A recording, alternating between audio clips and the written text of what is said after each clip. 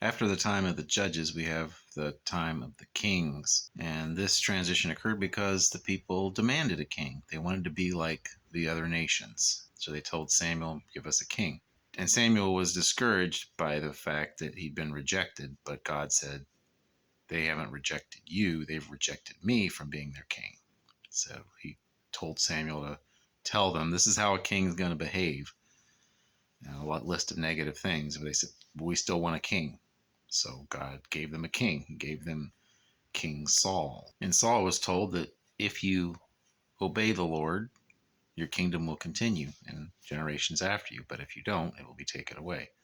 Saul did not obey the commands of the Lord. Two major failings that are early on are: one, he was supposed to wait for Samuel to arrive and for Samuel to do the sacrifices, but when Samuel didn't get there, Saul did it himself, which Saul, as king, was not allowed to assume the role of priest. So he was rejected for that. But God didn't seem to fully reject him until he was commanded to wipe out the Amalekites. He was supposed to wipe out all their stuff, but he saved some of their stuff, and he saved their king Agag alive. And after this, Saul was rejected, and God chose David to replace him. It's interesting how the prophecy of David becoming the king was carried out. Samuel was sent to Jesse to choose a new king from among his sons. And Jesse had 8 sons and had his 7 sons lined up to see which one the Lord had chosen to be the new king, while David was off taking care of the sheep. They figured, well, he's the kid. There wasn't any reason to bring him there. And Samuel got there and looked at each of the sons.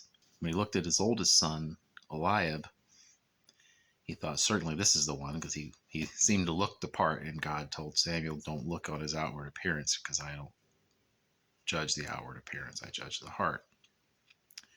And so God revealed to Samuel, as he looked at each of the 7 sons, that none of them were the one.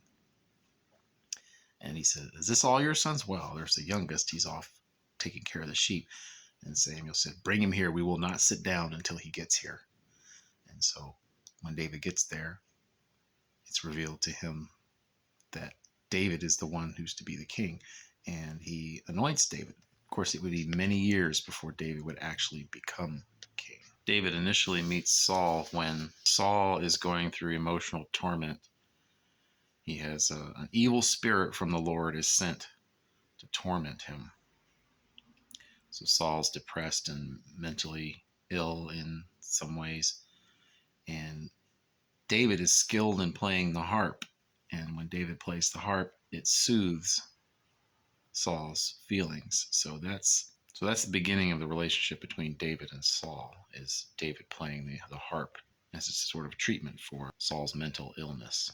But the relationship between David and Saul is wrecked after David kills Goliath, because in the celebration afterwards, Saul hears women singing, Saul has slain his thousands and David his 10,000s.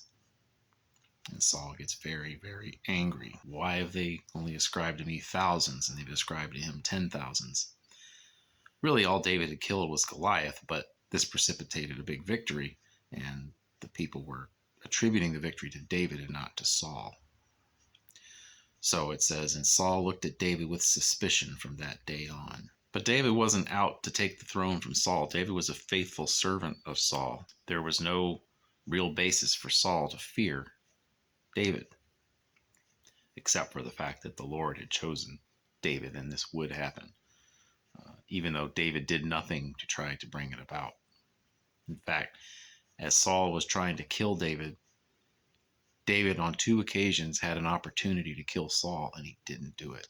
After David was anointed king, it says the Spirit of the Lord came upon him. David's first recorded prophecy is that he would go and kill Goliath, which he did. Near the end of Saul's reign, he was inquiring of the Lord, trying to get an answer from God, and God would not answer him at all. And in his desperation, he went to see a medium.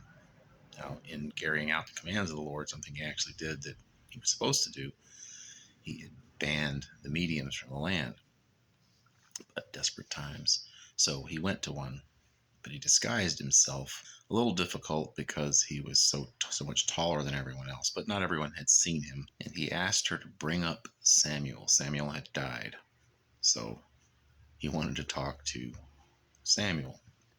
And indeed, this seems to work. We see a conversation between the dead Samuel and King Saul.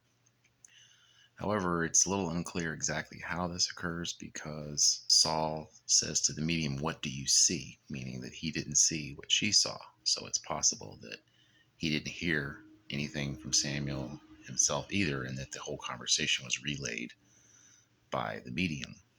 But the prophecy given to Saul that day was that you and your sons tomorrow will be with me, meaning dead.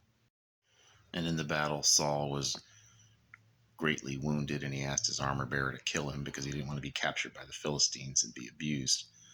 But his armor bearer wouldn't do it, so Saul killed himself, and then his armor bearer killed himself. And we see David's great reverence for Saul even after Saul is dead. An Amalekite comes to David to tell him that Saul is dead, and David mourns greatly over Saul and over Jonathan, Saul's son. But interestingly, David says to the man, "How is it that you weren't afraid to kill the Lord's anointed?"